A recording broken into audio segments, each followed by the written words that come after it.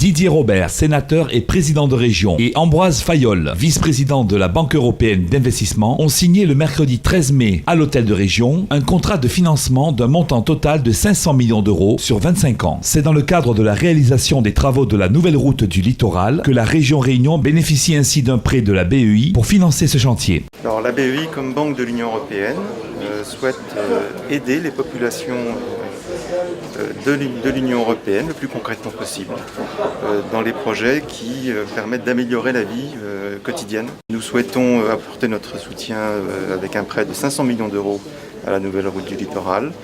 Il nous semble parfaitement justifié par la rentabilité économique et sociale de ce projet et l'amélioration des conditions de sécurité qu'elle permettra d'apporter. Alors ce prêt, il a suivi l'instruction classique des prêts de la BEI avec une étude par nos ingénieurs, par nos économistes et ça a abouti à la conclusion qu'on pouvait apporter notre soutien à ce prêt et donc on va le faire dans des conditions qui sont excellentes pour la Réunion puisque nous avons à la fois de très bonnes conditions de taux d'intérêt et parce que c'est un prêt qui sera de très longue durée, de 30 ans. Tout d'abord, je rappelle que ce projet d'infrastructure a été initié en son temps par l'État quand l'État avait une compétence sur la gestion des routes d'intérêt régional. Il y avait besoin, on le sait, il y avait besoin de reconstruire cette route, la route actuelle, qui est aujourd'hui en fin de vie.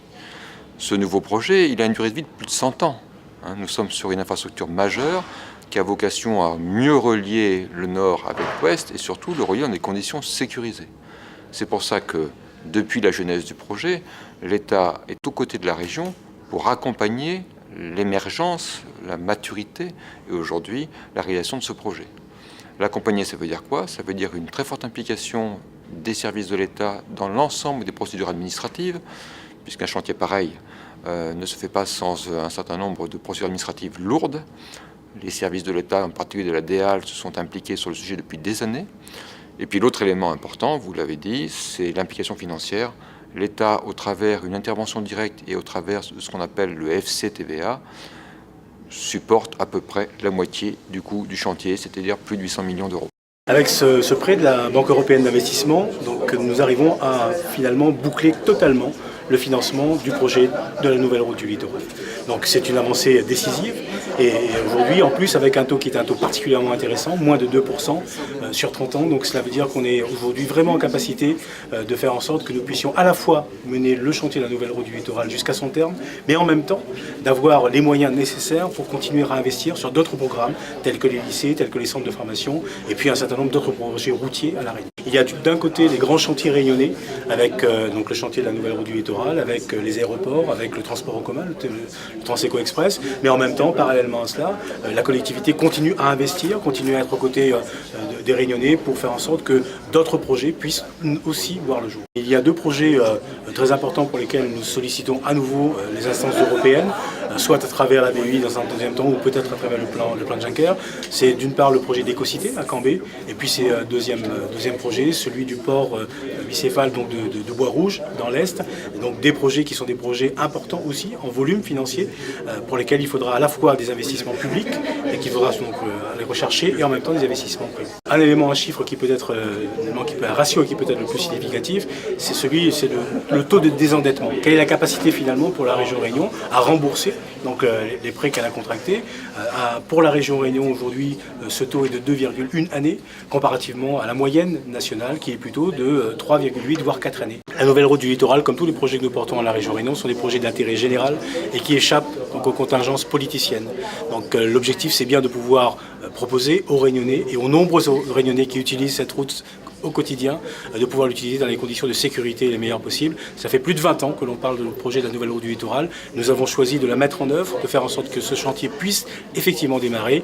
Et si je prends uniquement les chiffres de 2015, ce sont plus de 350 millions d'euros qui seront donc mandatés pour 2015 sur le chantier de la nouvelle route du littoral. Écoutez, je pense que le président Robert vient de s'exprimer là-dessus. Les choses sont claires. La route du littoral qui aura besoin au final de 18 millions de tonnes de roches. Ces roches seront prises sur le territoire réunionnais.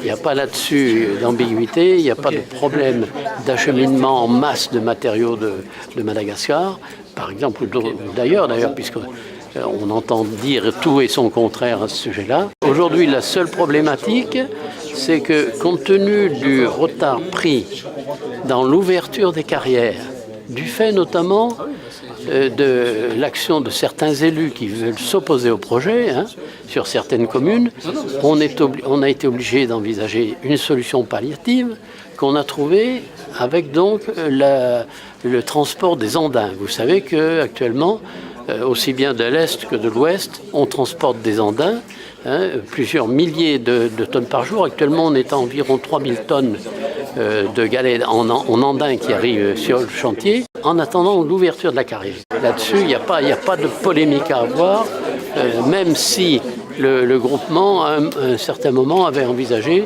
de faire venir de Madagascar une quantité extrêmement limitée de roches, de l'ordre de 200 000 tonnes de roches. Aujourd'hui, rien n'est fait. Aujourd'hui, on est sur la base d'un projet réunionnais pour faire travailler la Réunion, les transporteurs notamment.